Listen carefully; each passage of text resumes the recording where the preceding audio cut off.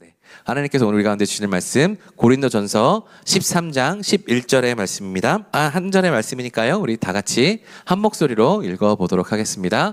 내가 어린아이였을 때는 어린아이같이 말하고 어린아이같이 이해하고 어린아이같이 생각했습니다. 그러나 어른이 돼서는 어린아이의 일들을 버렸습니다. 아멘. 네, 오늘 말씀을 전해주실 분들은 광고 나가서 아시겠지만 하박국 선교사님이십니다.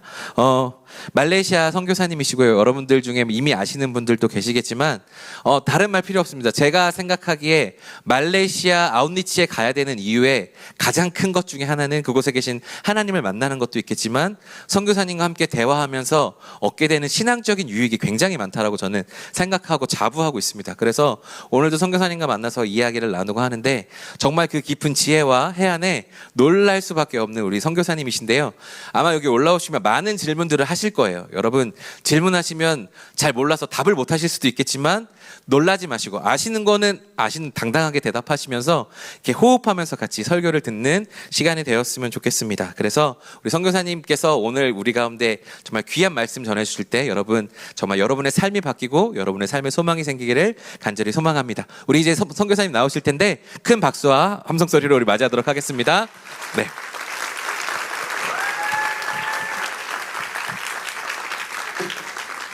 할렐루야. 그냥 아멘 한 거죠? 네, 할렐루야가 뭔 뜻인지 알고 아멘 하신 거예요? 그냥 습관에 따라서 남들이 하니까 아멘. 할렐루야 정말 좋은 뜻이잖아요. 네? 주여 하나님을 찬양하라. 그래서 아멘 하는 건데 그 아멘이 우리의 입술의 아멘이 아니라 여러분의 삶 가운데서의 아멘이었으면 좋겠습니다.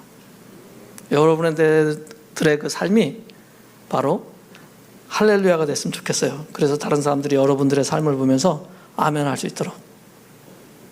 대답이 없네. 자, 조금 전에 말씀 한번 다시 띄워주실래요? 네, 내가 어린아이였을 때는 이게 무슨 버전이 뭐죠? 우리말 성경. 어린아이와 어린아이 같이 말하고 어린아이 같이 이해하고 어린아이 같이 생각했습니다. 그러나 어른이 돼서는 어린아이의 일들을 버렸습니다. 어른이 돼서도 어린아이의 일들을 계속하고 있다면 어떻게 될까요? 그 어른의 기준은 뭘까요? 어른의 기준 생각해 본 적 없어요. 어른의 기준은 보통 일반적으로는 나이가 좀 됐고 그래도 뭐 결혼도 했고 자녀도 있고 그러면 이제 어른이라고 그러죠. 정말 어른은 어떤 사람이 어른일까요? 요즘은 MZ세대들은 어른 인정 안 하잖아요. 나이 많다고 꼰대라고 그러지 뭐 어른이라고 그래요? 어른으로 받아들이지 않잖아. 꼰대로 받아들이지. 꼰대가 어른이에요? 꼰대와 어른이 같아요? 점심을 꿀로 드셨구나. 꼰대와 어른이 같아요? 달라요? 다르죠? 네? 그럼 어른이 뭐가 어른이에요? 여러분이 생각하는 어른은 뭐예요? 네? 본받을 사람. 오케이. 나름대로 생각을 좀 하고 있어야지, 이렇게. 내가 생각하는 어른의 기준은 이렇다. 그래야지만은 여러분들이, 이 사람은 정말 어른으로서 내가 따라갈 사람이구나. 이렇게 생각할 수도 있지. 여러분 나름대로 기준도 없는데, 야, 이 사람은 꼰대야, 이 사람은 어른이야, 이렇게 얘기할 수는 없잖아요. 생각을 좀 하시라는 얘기예요. 네? 우리 나름대로 해. 그러면 이제 또 하나의 질문이 들어갑니다. 예수 왜 믿어요? 네? 생각 안 해봤죠? 그냥 교회 나와봤으니까. 그냥 교회 왔으니까 믿으라고 하니까 본인 스스로가 생각을 해봐야 돼. 내가 예수를 왜 믿는지. 그리고 예수가 나에게서 어떤 존재인지. 이런 생각 없이 예수를 믿는다? 다 거짓말이에요. 나름대로 스스로가 한번 정리를 해볼 필요성이 있다는 거예요. 여기서 어른이 되어서도 여전히 어린아이 같은 행동을 한다면 어른이라고 할 수 있어요? 근데 외모는 어린아이인데 행동하는 건 어른이야. 그럼 어른이에요? 그럼 어른이 뭐야? 어른에 대한 기준도 여러분 스스로가 나름대로 생각을 볼 필요성이 있어요. 사회적으로 어른이라고 하는 것과 여러분 스스로 개인적으로 평가하는 어른이 다를 수가 있어요. 그리고 난 다음에 여러분들이 얘기를 할 수 있어야 돼요. 여러분들의 신앙에서도 내가 지금 예수를 믿고 하는 것이, 내가 드리는 예배가 뭔지, 그리고 내가 하나님을 따라가는 것이 무엇인지, 이 기준이 정확하게 세워진 상태에서 야, 그래 나는 그래도 내 나름대로 하나님 보시기에 나 예수 잘 믿고 있어. 하나님이 제 자녀로서 잘 따라가고 있어. 이렇게 얘기할 수 있는 것이지. 아니, 매주마다 주일마다 열심히 교회 나오고 모든 기도에 다 참석하고 찬양 열심히 하고 모임마다 다 나오고 예수 잘 믿는 거예요?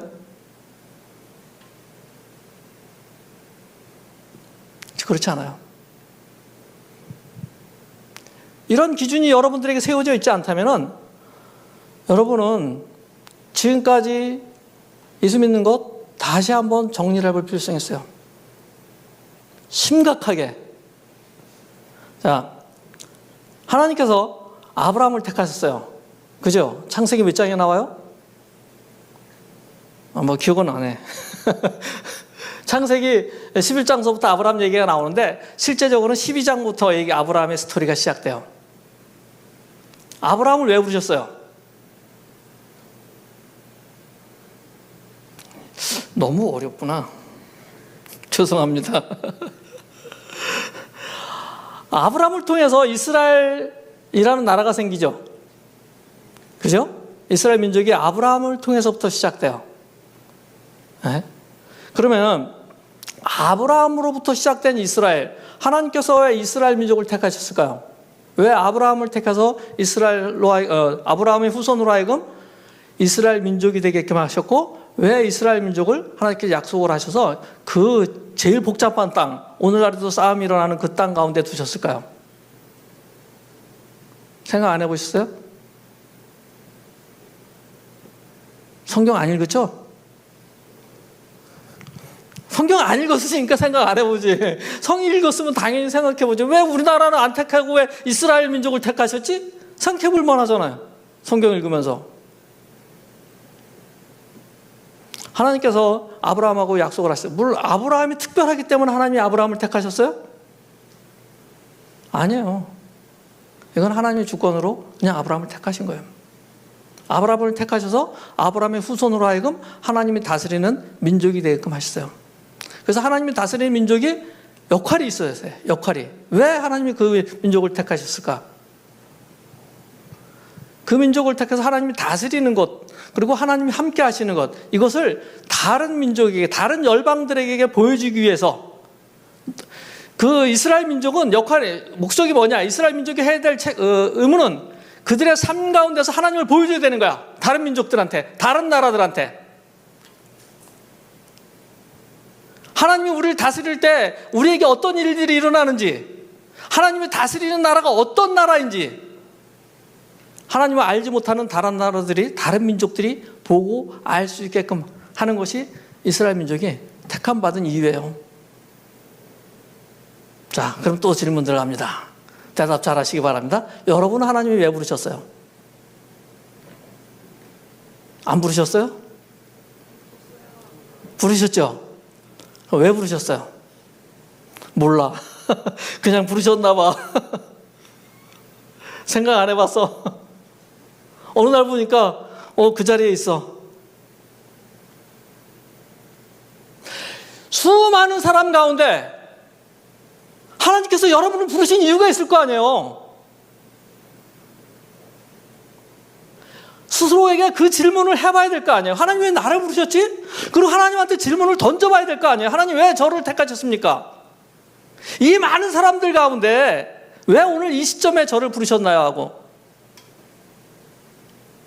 그리고 왜 이렇게 피곤하게 해요? 매 주일마다 교회 나오게끔 하고, 왜 목사님은 매일같이 불러서 청년부 예배에 나와라, 무슨 기도 모임에 나와라, 성경 공부 모임에 나와라. 왜 이렇게 귀찮게 해요? 안 부르셨으면은, 안 택하셨으면 저 그 자리에 안 나오고 친구들하고 놀러 다니고, 예? 게임도 하고 가서 공도 차고 뭐 여러 가지 일 다 할 텐데, 이 바쁜 시간에 왜 나와가지고 졸리기는 하고 듣고 싶지 않은 그런 얘기를 듣고 있어야 되고, 모르는 찬양이나 불러야 되고, 그래도 나와야 되는 줄 알고 나오고. 생각해 보세요. 하나님 왜 나를 부르셨을까? 이 많은 사람들 가운데 왜 나를 택하셨을까? 왜 그러신 것 같아요? 왜? 합력하여 선을 위해서. 뭐하고 합력해서 무슨 선을 이뤄요? 합력하는 선을 이룬다? 좋죠. 예. 예수님을 전하라고. 오케이. 예. 좋습니다. 두 분이 대답을 하셨는데, 예수님 전하고 계세요? 제가 묻고 싶은 것은 이거예요. 하나님이 여러분을 택하신 이유 분명히 있어요. 그리고 하나님이 여러분들에게 은혜를 주셔서 하나님을 알게 하셨고, 은혜를 주셔서 예수 그리스도가 나의 하나님이심을, 나의 그리스도이심을 고백하게끔 하셨어요. 이게 모든 사람이 아무나 다 주는 그리스도시여 살아계신 하나님이다라고 고백할 수가 없다라는 얘기예요. 하나님이 은혜를 받은 사람만이, 하나님으로부터 은혜를 받은 사람만이 이 고백을 할 수 있는 거예요. 그러게 여러분들은 정말 특별한 스페셜리스트들, 택함 받은 사람들. 왜?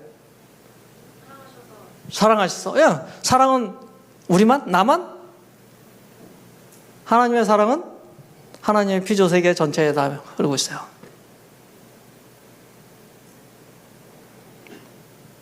하나님이 나를 부르신 이유는 하나님께서 나와 날마다 함께 걷기를 원하시는 거예요. 나와 하나님이 함께 날마다 걸으시면 나의 삶에서 누가 보일까요? 하나님이 보이세요. 내가 날마다 하나님과 길을 걷는다면 떨어지겠다, 잘못하면. 내가 날마다 함께 걷는다면 내가 나의 삶 속에서 내가 보여지는 것이 아니라 하나님이 보여줘요. 하나님은 우리에게 원하시는 것은 나의 삶을 통해서 하나님을 비춰주는 거예요. 나의 삶을 통해서 하나님을 보이라는 것이에요. 그래서 하나님 우리를 부르신 거예요. 이스라엘 민족을 부르신 것과 똑같아요. 다를 게 없어. 그런데 내가 어린아이 같아서 나밖에 몰라. 나밖에. 여러분들이 어렸을 때 생각해 보세요. 초등학교 들어가기 전서부터 초등학교 때 부모님에게 졸르고 떼쓰고 하던 것이 무엇 때문에 졸르고 떼었어요? 다 내 것으로 해서, 나를 위해서. 그죠? 여러분들이 지금 하나님을 향한 그 신앙 가운데서 여러분의 기도가 무엇을 위해서 기도하고 계시나요? 예? 무엇을 위해서 기도하고 계세요? 정말 그 광대한 하나님의 창조세계 전체를 바라보면서 하나님 나라를 향하여 기도하고 계세요?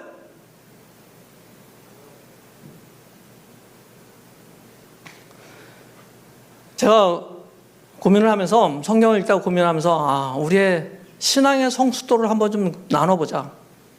우리의 신앙의 성숙도를 한번 그려보자 하면서 생각을 좀 해봤어요. 그러다가 여러분들이 제일 힘들어하는 게 뭘까라고 생각을 하다가 물리학이 제일 힘들 것 같아. 물리학 좋아하세요? 그래서 물리학을 택했습니다. 물리학과 하나님이. 자, 1차원이 뭐예요? 예? 이제 어려워지네. 성경도 어려운데 물리학까지 여기다가. 1차원 하면은 점이 아니라 선이죠. 1차원, 선. 선이에요, 선. 예? 저는 1차원적인 신앙을 이렇게 봐요. 나밖에 모르는 신앙. 처음에 하나님이 나를 부르셨을 때 나밖에 몰라.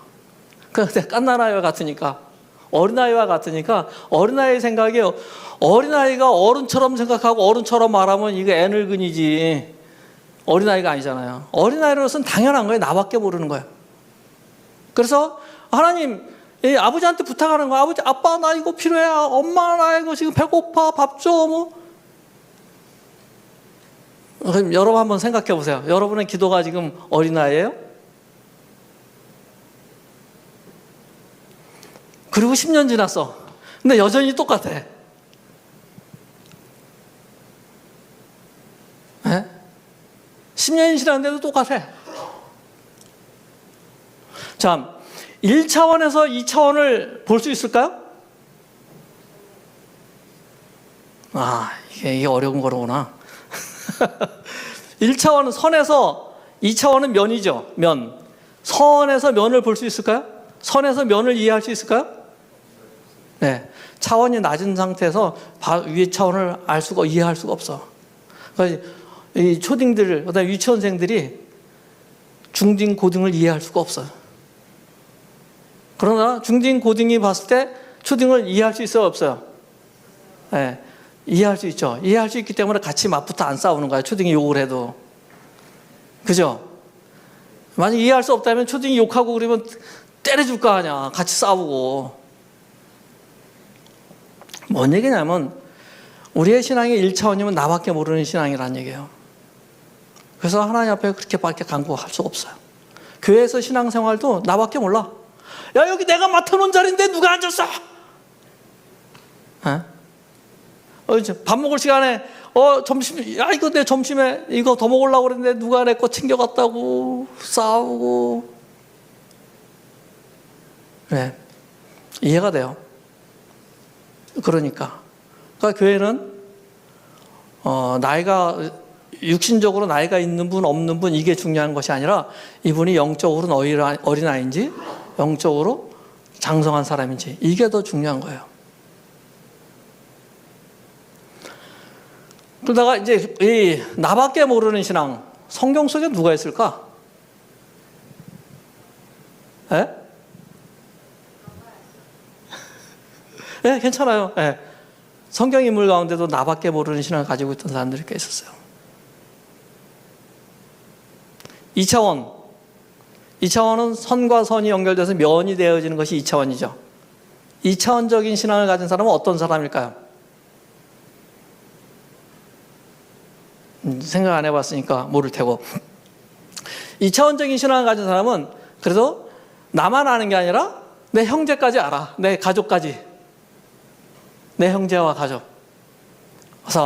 그래서 기도할 때 보면은 우리 형제들 아니면 우리 가족을 위해서 열심히 기도해. 그 조금 더 넓혀줄까? 그러면 이제 가족에서도 좀 더 큰 우리 이제 집안 전체 뭐 이렇게 이 정도까지. 저는 바울의 신앙을 그렇게 봤어요. 바울이 바울로 바뀌기 전에 사울이었을 때 그 신앙, 그도 하나님을 알고 있었고 열심히 따라다녔는데 유대인들이 가지고 있던 하나님에 대한 인식은 자기들만이 소유하고 있는, 그죠? 다른 이민족들을 타민족들을 생각하는 게 아니라 자기들만이 소유하고 있는 하나님으로 인식하고 있었어요. 그래서 자기들밖에 몰라. 자기들밖에. 지금도 여전히 그렇죠. 그래서 싸우는 거 아니에요. 팔레스틴하고. 네? 중동에서 들어가 싸우고. 2차원적인 신앙은 나와 내 형제와 내 가족 이 정도까지만 생각하는 거예요. 자, 하나님이 이 세계를 창조하시고 하나님의 창조 세계가 사람만 있는 게 아니죠.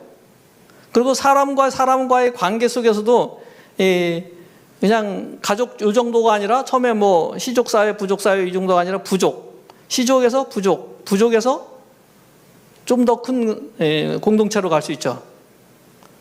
근데 2차원적 신앙은 면이니까 더 큰 공동체로 갈 수가 없어요. 내 신앙의 한계가 그만큼이라는 거예요. 왜? 내가 그만큼밖에 못 보니까. 우리의 신앙의 성장은, 신앙의 척도는 내가 볼 수 있는 것만큼, 내가 아는 것만큼 갈 수 있어요. 누구를 아는 것만큼, 하나님을 아는 것만큼. 하나님을 아는 것만큼 성장해요. 근데 여러분이 알고 있는 하나님 초등생 수준이다 그러면 내 신앙도 역시 초등생이야. 내 하나님을 아는 것이 1차원을 지나서 2차원 세계 정도로 된다 그러면 그만큼 알아요. 나만 아는 게 아니라 이제 내 형제와 내 가족까지도 알 수 있고 그들을 위해서 내 거 내놓을 수 있어요.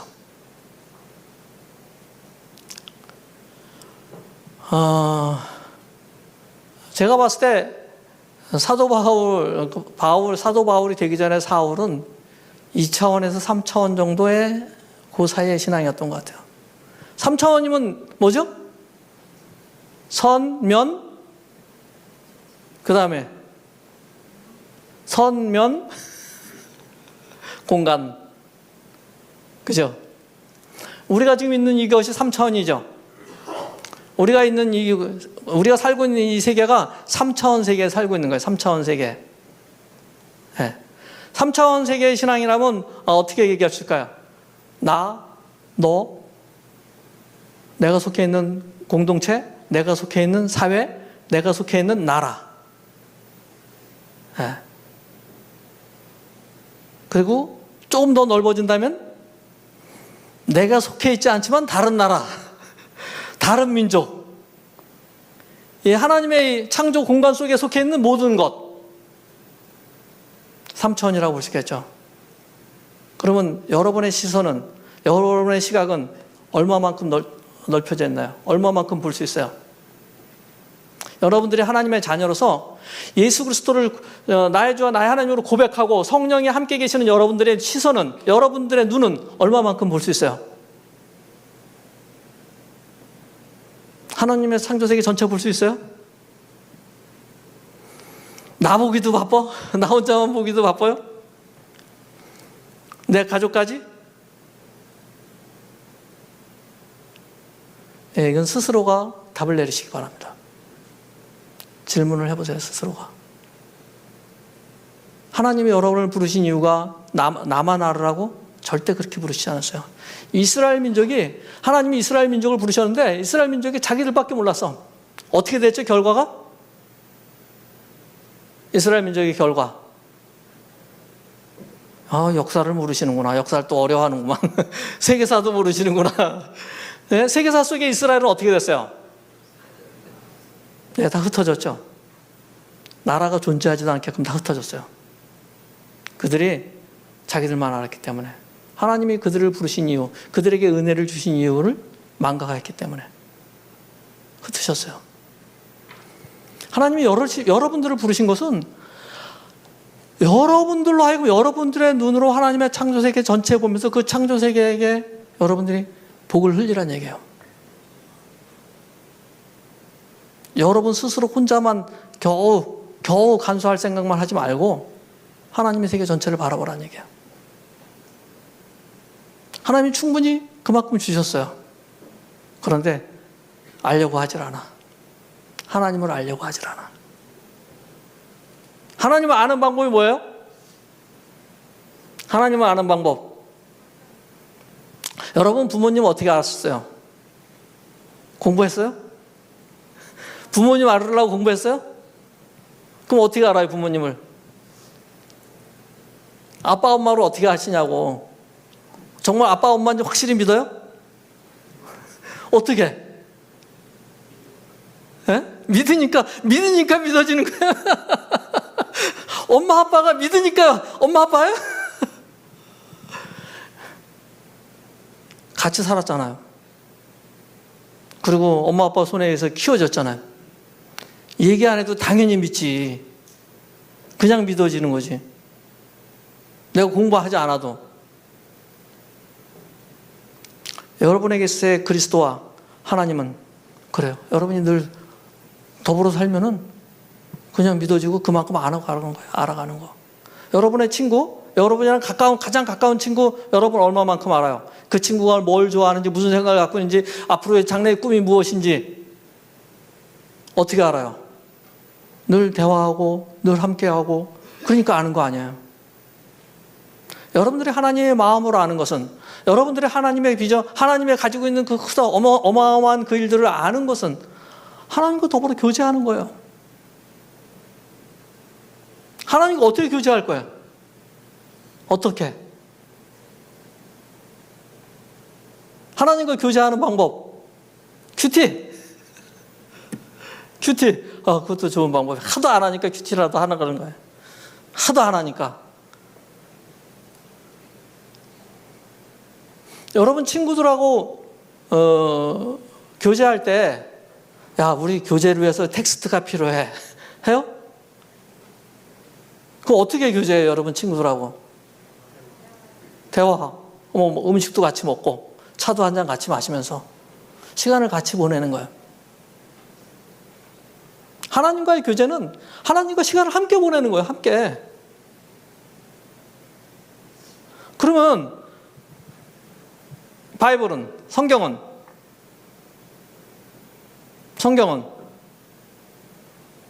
하나님에 대한 여러분이 하나님에 대한 지식이 없으니까 최소한은 이 정도는 알아야 된다고 생각해서 성경을 주신 거예요. 최소한의 하나님에 대해서 아는 지식을 갖고 있어야지만 교제가 이루어질 거 아니에요. 성경 읽어봤어요? 몇 번 정도 읽어봤어요? 다 외울 정도로? 성경을 여러분 다 이해하지 못해도 내용과 스토리와 줄거리는 다 이해하고 있어야 돼요. 최소한 그 정도는 알아야지 하나님하고 교제를 하지. 예? 여러분 면접 시험 보러 갈 때 그 회사에 대해서 어떻게 해요? 다 공부하고 가죠. 이 회사가 앞으로 나가야 될 게 뭔지 아직 학생들이라서 없나? 예. 최소한의 것은 공부를 하고 가야지만 대화가 되잖아요. 그죠? 하나님과의 관계도 마찬가지라는 거예요. 하나님과의 교제가 이루어지려면 하나님에 대해서 알아야 돼. 하나님에 대해서 알면은 점점점 깊이가 깊어지고 아는 범위가 점점 넓어져요. 자, 핸드폰 있어요? 핸드폰 들어봐요. 네, 핸드폰 다 들어봐요. 자, 여러분 지금서부터 핸드폰에 연결되어 있는 데이터와 연결되어 있는 데이터를 끊을 수 있어요? 아이, 스위치 하면 꺼지잖아 이거. 와이파이 이거 딱 데이터를 끄게 하면 꺼지는 거 아니에요. 여러분 핸드폰에서 데이터 끄게 하면은 핸드폰으로서 가치가 있어요? 아무 의미 없죠, 핸드폰. 그냥 옛날 2G 핸드폰 그냥 전화 걸고 받고 하는 거하고 똑같아지는 거예요. 그죠? 핸드폰으로서의 가치를 정말 제대로 쓸 수 있는 가치를 갖게끔 하는 것은 데이터란 말이에요.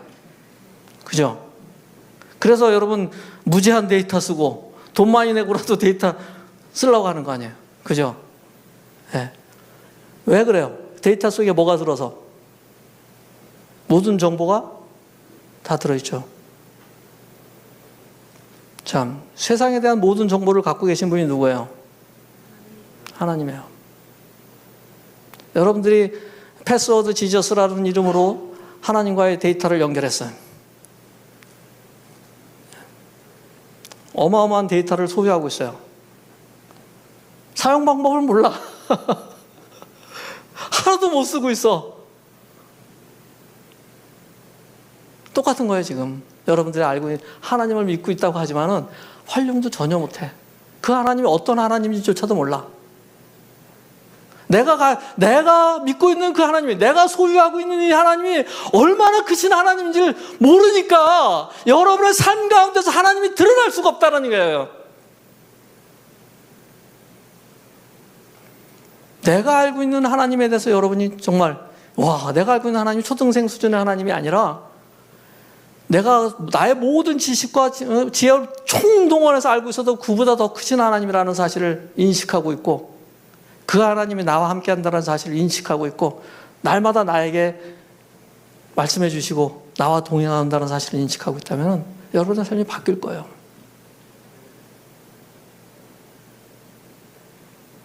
자, 한 차원 더 높입시다. 그다음에 4차원으로 가야죠. 4차원.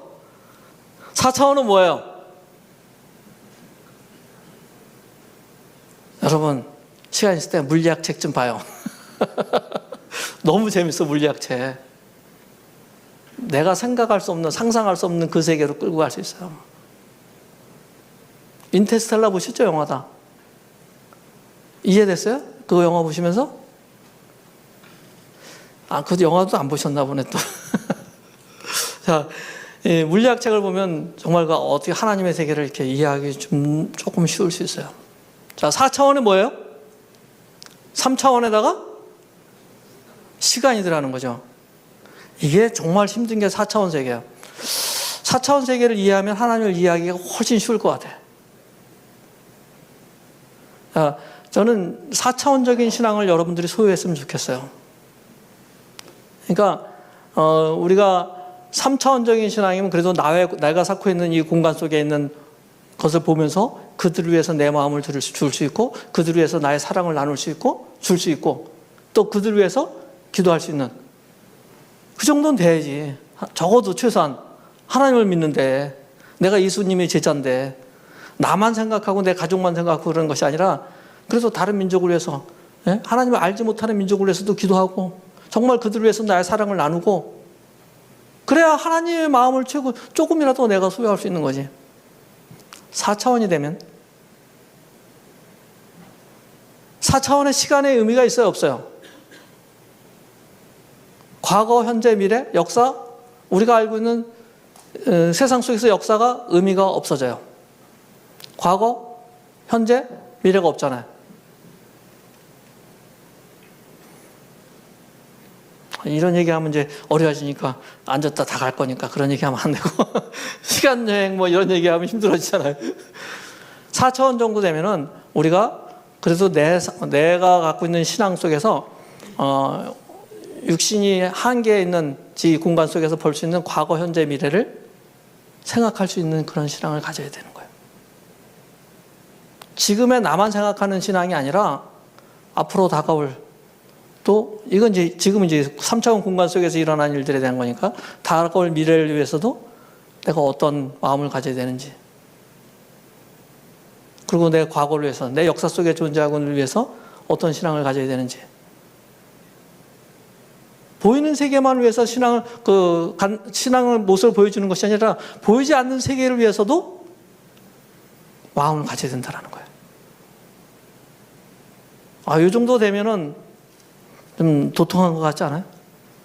다른 사람이 도사라는 소리 할 거야, 뭐. 근데 여러분들 사이에 친구들이, 얘는 4차원이야, 이게 무슨 뜻이에요? 얘 4차원이야, 이게 뭔 뜻이에요? 이제 얘기해봐요. 얘 4차원이야, 그러면 무슨 뜻이에요, 그거? 좀 알아듣기 쉬운 얘기를 해봐요. 얘 4차원이야, 그러면. 맞아. 또라이. 무슨 의미예요, 또라이가? 대화가 안 되는 친구? 맞아요. 여러분들이 그리스도인이라면 4차원이 맞아요. 여러분들이 리얼 크리스천이라면 여러분들은 4차원이에요.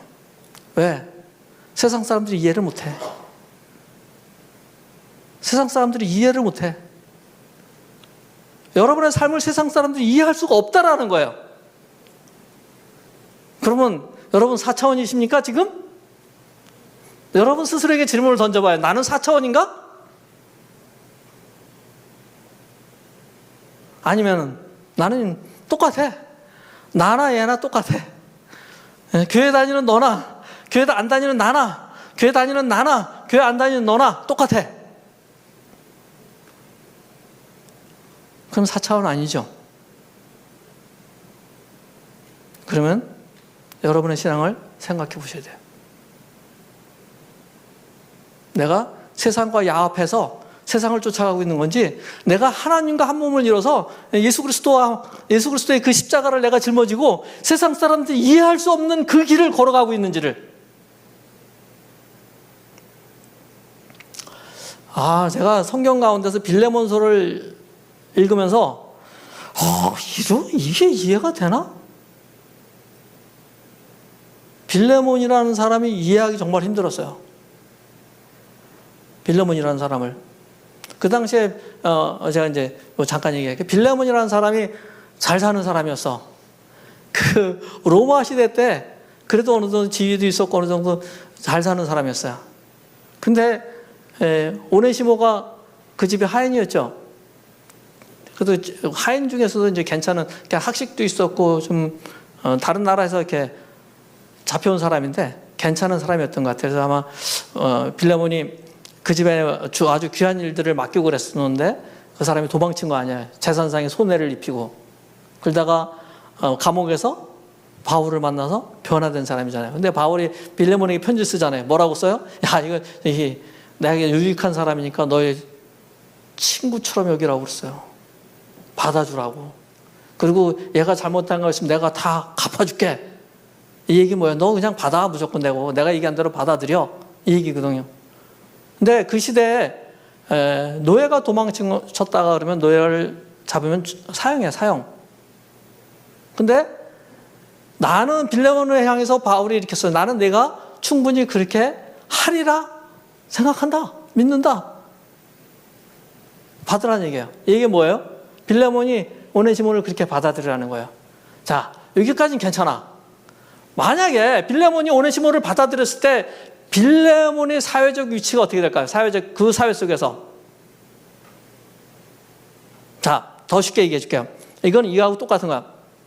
여러분 친구가 있었어. 여러분 친구가 같이 잘 지내던 친구가 여러분들이 정말 얘가 해서는 안 될 일을 해놓고 그거를 받아들이는 거야. 그러면 여러분 사회 속에서는 그 친구는 어떻게 돼요? 같이 안 놀지. 왕따지. 네, 바울이 빌레몬에게 그걸 얘기하고 있는 거야. 너 왕따 돼. 그 사회 속에서 왕따 되라는 얘기예요. 손해봐. 자, 여러분들이 그리스도인이 된다는 것은 이 세상 속에서 왕따가 되는 일이에요.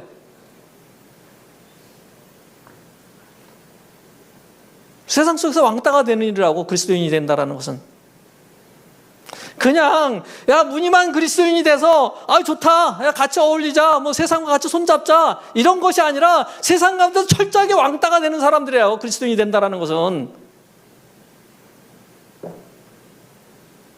그렇게 하고 하나님을 향하여 걸어갈 수 있겠습니까, 여러분? 여러분 세상으로부터 왕따 되어지고 그래도 이 길을 걸어갈 수 있겠어요?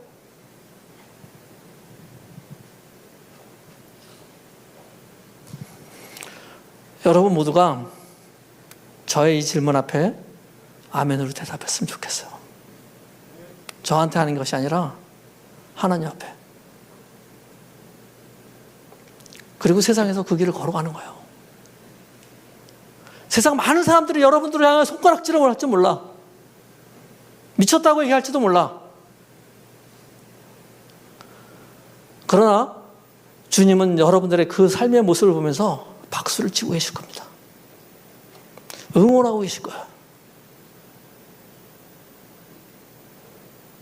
그러한 여러분들의 삶이 이 땅에서 그리스도를 증거하는 증인으로서의 삶을 살게 될 것이고 그러한 삶이 이 열방들을 향해서 하나님을 증거하는 그런 삶이 되실 겁니다. 근데 힘들어하지 마세요. 걱정하지 마세요. 왜? 여러분들 힘들까 봐 성령님을 다 보내주셨어요. 성령님과 더불어 같이 가라. 성령님께서 너희들 다 도와줄 거다. 어렵지 않아요. 내가 결단하는 그 순간에 그 길을 갈 수 있어요. 이게 보이는 이 세계가 너무나도 두렵고 떨리니까 와 이거 해도 되나? 이렇게 해도 되나? 걱정이 앞서는 거지. 일단 아멘 해놓고 가면은 갑니다. 뭐가 두려워요? 저게 제일 두렵지. 먹을 거 입을 거. 아 요즘은 MZ세대는 그게 두려운 게 먹을 게 입을 게 두렵지가 않다. MZ세대는 다른 사람의 눈이 두려워.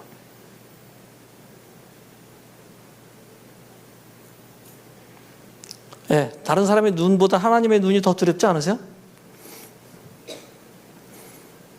그렇게 가면은 사도행전에 나왔던 그리스도인이라고 불리게 되어졌던 배경이 있죠.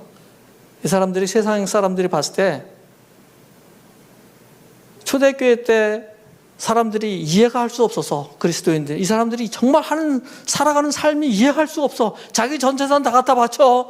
그리고 같이 살아. 그리고 날마다 기도해. 날마다 예배해. 이해할 수가 없어. 그래서 야, 이 애들 뭐야? 그랬더니 얘네들 그리스도를 쫓아가는 사람들이야. 그래서 그리스도인이라고 불린 거 아니에요. 여러분들의 삶이 여러분들의 공동체 속에서, 세상의 공동체에서 살아갈 때 특별한 게 있어요? 다른 사람들이 얘는 정말 이상해, 특별해, 그렇게 불려요? 아니면 여러분들의 삶을 보면서 여러분의 친구나 이웃이, 아니면 그 회사 동료가 야, 너의 삶 속에서 정말 하나님이 살아계신 게 보여, 이런 얘기를 들으세요? 만약에 그런 게 없다면 우리 다시 한번 생각해 봅시다. 그리고 다시 한번 결단해 봅시다.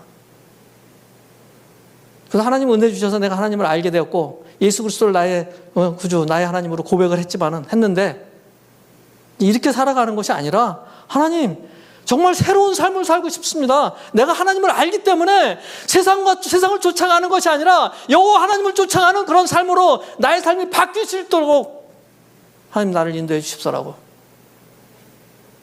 달라지잖아요. 그 뭐가 세상에 두려워요? 만군의 하나님, 그분이 나와 함께 계시는데. 자, 이제 4차원에서 하나 올라가면 5차원이니까 5차원은 너무 힘들고 어려우니까 5차원 말고 다차원. 하나님의 창조 세계는 차원이 많아. 그죠? 사람만이 살고 있는 인간계가 있고, 또 자연계가 있고. 이 물 마셔도 되나요? 자, 하나님의 공간은, 하나님의 창조 피조 공간은 인간계만인가요? 아니죠. 자연계도 하나님의 창조 세계죠. 그러면 하나님이 처음에 사람에게 하나님의 창조 세계 전체가 맡길 때 뭐라고 그러면서 맡겼어요? 정복하고 다스리라. 이게 다 때려부시고 인간을 위해서 다 써라, 그런 개념이 아니죠. 매니지먼트의 개념이에요. 매니지먼트의 개념. 매니지먼트. 잘 다스리라는 얘기예요. 잘 가꾸라는 얘기예요.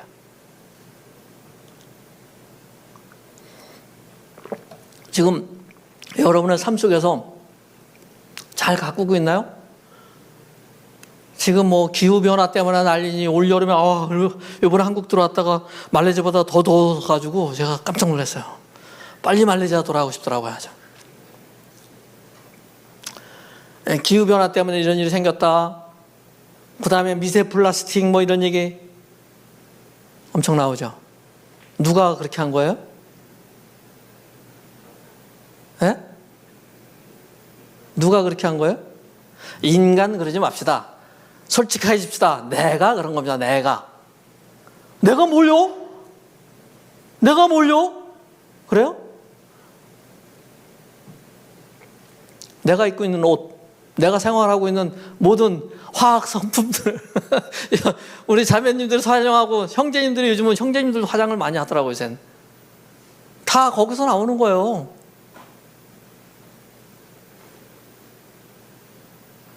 줄이면 되잖아.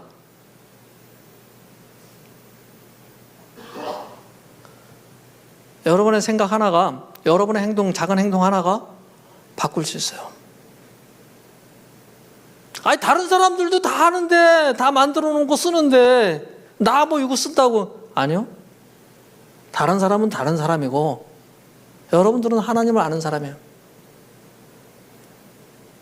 하나님께서 여러분들에게 이 창조세계, 피조세계를 야, 그래도 너라도 좀 잘 매니지먼트 해줘야 되는 거 아니냐?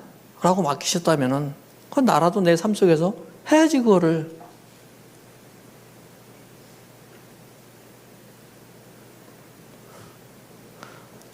두루마리개 화장지 하나 만들면 나무가 와장창장 숲이 사라지고 물티슈 한 장이면 되는데, 아니, 물티슈 말고, 물티슈는 쓰면 안 돼. 이게 분해가 안 돼. 화장체, 티슈 하나, 두 개만 뽑으면 되는데 왕창 뽑아가지고 그냥 이것저것 다 쓰고. 야, 그렇게 쓰면 어떻게 해? 아니, 또 사면 돼요. 네. 인간계만 여러분들 돌보는 것이 아니라 하나님께서 우리로 하여금 살게끔 만들었던 이 창조세계도 여러분들이 돌봐야 될 책임이 있는 거예요. 지금 일어나고 있는 기후변화, 일어나고 있는 난 말레이시아 이번에 한국에 왔다고 한국이 열대지방인가? 스콜이 있고 막 그래가지고 깜짝 놀랐어요. 왜 이런 현상이 생긴지 아세요? 하나님이 이 땅을 왜 만드셨죠? 누구를 위해서 만드셨죠? 이 땅을 하나님을 위해서. 뭐 그렇게 대답하면 할 말 없지 뭐. 하나님을 위해서 만드셨지. 근데 누구를 위해서 만들었냐면 피조물 속에서 사람을 위해서 이 세계를 만드셨어요. 그죠? 사람이 살 수 있는 공간을 만드신 거예요. 그리고 그 안에 사람을 두셔서 사람으로 하여금 살게끔 했어요. 근데 이게 자꾸 망가져. 지금도 하나님은 새 창조를 이뤄 가시는 건데 이 새 창조도 역시 사람을 위해서 창조하시는 거예요. 그러면 이 땅에서 벌어지고 있는 모든 일들 누굴 위한 거예요? 사람을 위한 일. 그러면 태풍이 부는 일, 바람이 불고 난리가 일어나는 일 모두가 다 사람을 위한 일이에요. 하나님이 사람들이 하도 망가뜨려 놓으니까 수고하고 애를 쓰고 계셔 지금. 계속해서 회복시켜 놓으려고. 근데 강도가 점점 세져.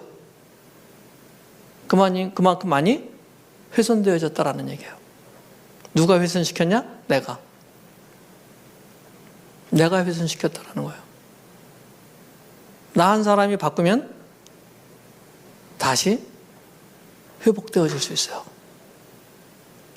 나 한 사람이 바꾸면.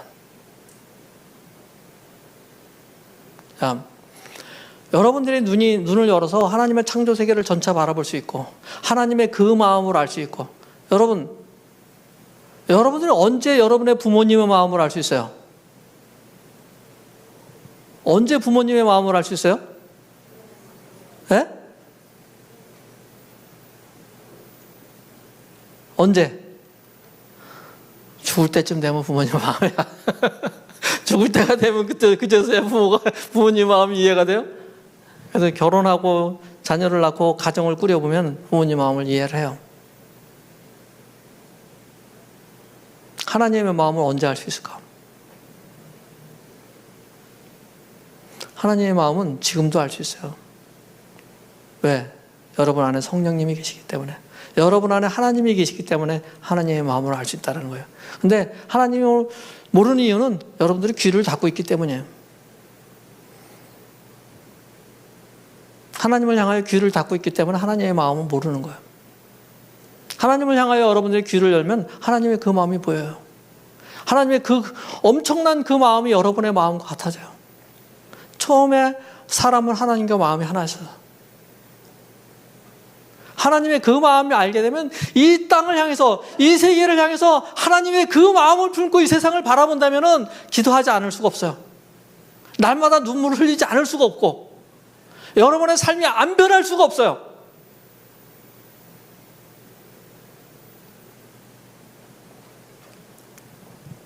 호세아서에 보면 여호와를 힘써 알자라고 되어 있어요. 우리가 하나님을 좀 알아야 돼요. 힘써서 알아야 돼요. 힘써서 하나님을 알아야 이 땅을 향한 하나님의 마음을 알고 나의 삶이 변화가 되어지고 달라질 수 있다는 사실입니다. 기도했으면 좋겠어요, 여러분. 이런 기도. 하나님, 정말 하나님의 마음을 알고 싶어요. 하나님, 하나님의 마음을 제게 알려주세요. 그래서 저도 하나님의 그 마음을 가지고 이 땅에 살게끔 해주옵소서. 그러면 변해요. 세상이 변해요. 여러분의 삶이 변해요. 여러분의 이웃이 변해요. 여러분 가장 옆에 있는 친구가 변해요. 누구 때문에? 여러분 때문에. 예수 믿으면 최소한 이 정도는 돼야지. 그냥 교회만 나오고 그러는 것이 아니라 나의 삶 가운데서 하나님을 향한 예배가 매 순간에 내가 눈을 뜨고 호흡하는 그 순간에 하나님을 향한 예배가 있어져야 되는 거 아니에요? 교회만 들여와서 찬양하고 기도하고 말씀 듣고 이런 예배가 아니라 하나님을 향한 매 순간의 교제가 이루어진다면 그것이 하나님을 향한 예배잖아요. 그것이 우리 가운데 있어져야 된다는 얘기예요. 그러면 여러분들로 인하여 하나님 나라가 이 땅에 빨리 속히 이루어질 수 있을 거라고 저는 기대합니다. 신나지 않아요? 그려봐요. 한번 그날을. 와, 하나님 나라가 이 땅에 임했을 때. 제가 꿈꾸는 소원이 있어요. 제가 이제 농담 삼아 우스갯소리로 하나님을 향해서 기도할 때 이래. 하나님, 이 땅에 보이는 모든 교회들이 다 사라졌으면 좋겠어요. 교회가 없었으면 좋겠어요. 이 땅에 모든 사람이 다 예수 그리스도를 고백하고 주로 고백하고 받아들여서 모든 사람이 다 교회가 되어져서 보이는 교회가 필요 없는 그 세상이 되었으면 좋겠어요.